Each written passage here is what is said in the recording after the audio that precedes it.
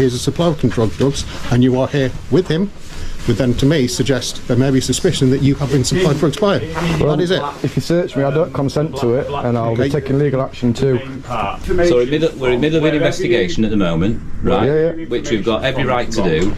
Got a magistrate's warrant. We're on the premise.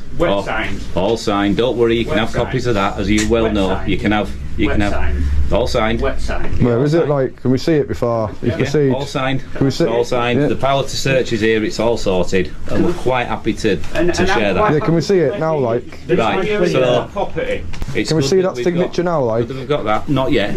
Not yet. But it's up at a different premises. So surely, before you're doing all this, you should have to show that, because what if it's not signed? No, the warrant. There might be some confusion. The warrant isn't for this premises. The warrant is home address. Confidential to you, really. So that's what the warrant is for. Obviously, this shop was open, which is why we've come in this morning, and the rest of the gentlemen.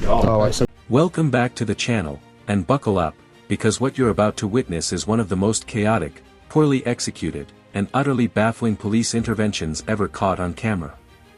Today's case dives deep into a CBD shop in the UK where a simple, routine interview spirals into a full-scale police operation that seems more improvised than lawful.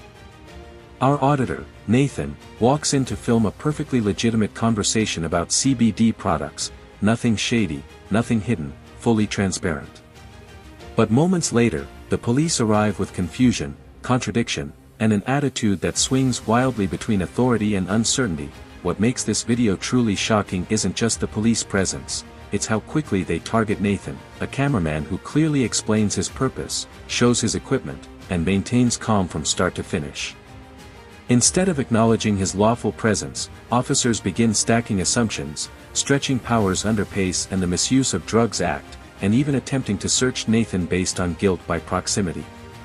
And trust me, that's only the beginning.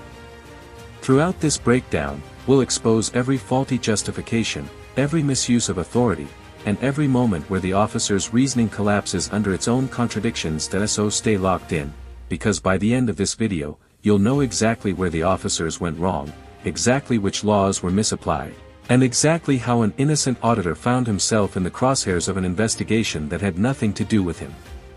Let's get into it. You'll take anything into that warrant or whatever, so no, you won't be allowed access there. Whoever is to you, friend, colleague, just a business acquaintance, no, whatever. Just my friend. Okay. As far He's been arrested for a drugs-related offence in terms of supplying drugs. Okay, so surely from that you can understand why I might suspect you may have been here. I'm not saying you are, but you may have been here in order to be supplied drugs. Yeah, I can understand that. If I satisfy myself that that's not the case, then you won't be searched. All I said to you was, if you need to be searched, I've told you the powers in which we do them, but if you don't, then you won't be. Like I'm saying, you don't have reasonable grounds. The only reasonable grounds you've got is suspicion. So those reasonable grounds aren't yours to form, mate, they're mine. Okay? Oh yeah, but then it's also you that'll be in the shit, so to speak. You know. Well, maybe, but that doesn't concern you then, does it, if I'm in the shit? This early moment sets the tone for everything that follows. Nathan explains his purpose clearly, shows his camera setup, points out his charging phone, and openly states why he's in the store.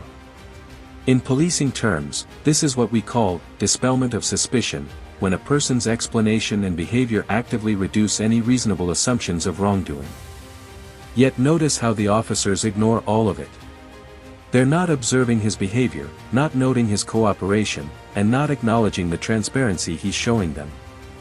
Instead, they default to an assumption that presence equals involvement, which is not supported anywhere in UK law. Reasonable suspicion requires personal behavior indicating criminal activity, not simply standing in the same room as someone arrested.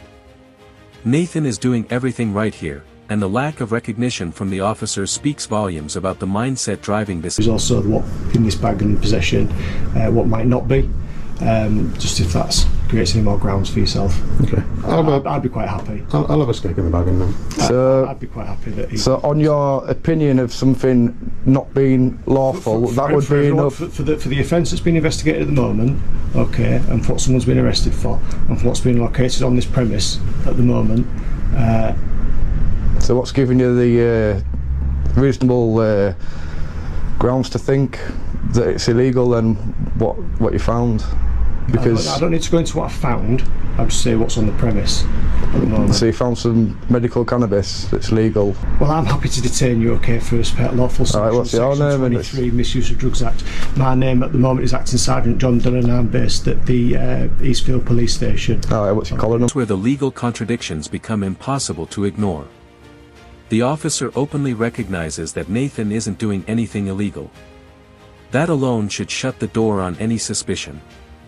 But instead of resetting the situation like a trained officer should, he pivots into hypothetical reasoning. If drugs are found here, then maybe you're involved. This isn't how policing works. Reasonable suspicion isn't retroactive or speculative. It must exist before and must be based on visible behavior or credible intelligence. What's happening instead is that the officer is stretching a legal threshold to justify a search he already wants to perform. That's a massive red flag. Nathan's compliance, explanations, and calm demeanor all counter suspicion, and the officer knows it, which makes his insistence even more You can see, what do I look like? No, it's what we like to ask people. You can refuse if you like. I don't answer any questions, to be fair, like, but what do I look like to you? Okay, you do have the right to have a copy of the stop search certificate if you wish to do so. That's later, but I can explain. I can also explain if you wish to complain and how you can go about doing that. No, obviously, everything that we're doing is it's being on record. It's on body worn, and I can see your recording there as well. I'm quite happy for you to hold that body worn camera. Nothing sharp, no. Nothing. It's my headphones. Thank you. If you just turn around for me, please. That was search inside pocket, mate. Oh yeah, I can. Thanks for pointing that out for me. I don't want my face on social media, buddy. You don't have that sort of right, I'm afraid. Right, just point it that way. I can point it wherever I want. I don't want my face all over your videos, but yeah, here I am. But that's not going public, is it? No, but I've got permission of the shop owner. Where the entire situation devolves into a masterclass of misinformation. One officer claims there's a warrant. The next officer says the warrant isn't for this location. Then another insists they don't need a warrant at all. These three conflicting explanations reveal a serious problem. The officers don't have a unified understanding of their own authority. Under the Police and Criminal Evidence Act, searches must follow strict rules, with each officer able to articulate clearly the legal basis for entering, searching, or detaining someone. Instead, we have a jumble of half-correct references, inconsistencies, and defensive deflections. This isn't lawful procedure, it's guesswork in real time. Nathan's simple request, "Can I see the warrant?" exposes how fragile their justification really is. Isn't he? Yeah. Telling you. I think in fairness to him, he's the one in the cell, isn't he now? Right, he's under arrest. You were here when he was under arrest. Normally I wouldn't tell you that, because he'd have no right to know it.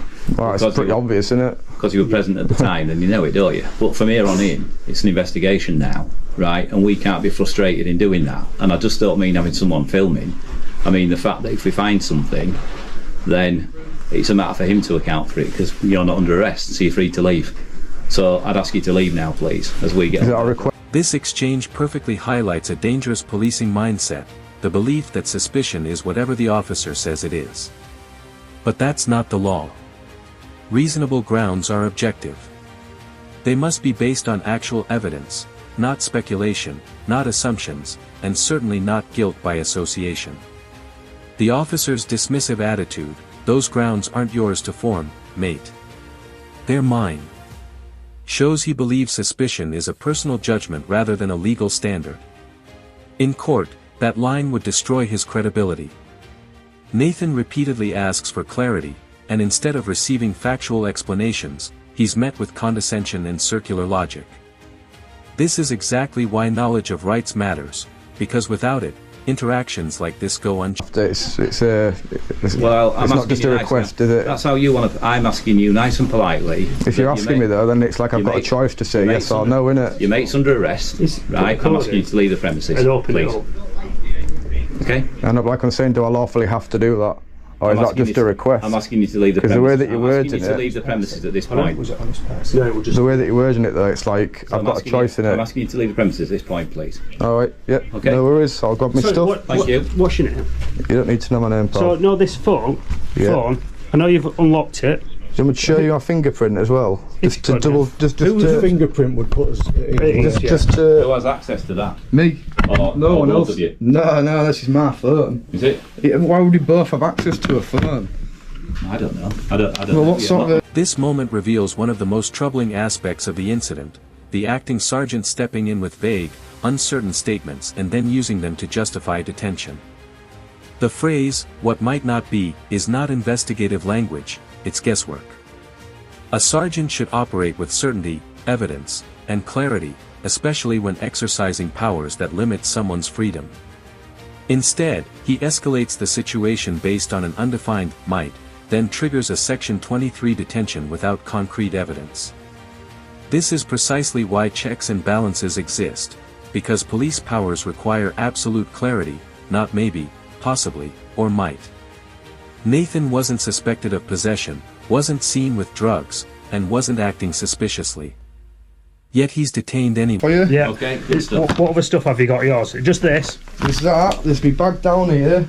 Right. Sorry. We'll have searched this one. You can search it all you want. Sorry, let's get me stuff. Yeah, that's yours. I'm not isn't gonna. it? No, like, have that's I caused you yours. any problems or anything so far? No, you've Yeah, been okay. no, I don't think so- it does, yeah. You've got questions. We've been I'm nice not gonna cause you any problems. So. Oh, sorry. What's your name and number? PC Liversidge, 1062. Nathan's confidence here is not arrogance, it's knowledge. The officer's attempt to control the direction of the camera is not grounded in law. On private property, the property owner decides who can film, not the police. Nathan had explicit permission. The officer's discomfort with being filmed doesn't override that. Body-worn cameras are on. Nathan's camera is on. That transparency protects both parties. What's revealing is the officer's personal objection: "I don't want my face all over your videos." Yet immediately afterward he admits he has no such right. Police are trained to operate under public scrutiny. Trying to control the recording shows he's aware their conduct won't look good on replay, and that's exactly why all seen throughout this encounter is a textbook example of how quickly police powers can be misinterpreted, misapplied, and misused when officers rely on assumptions instead of law. Nathan entered the premises lawfully, acted transparently, and cooperated at every step.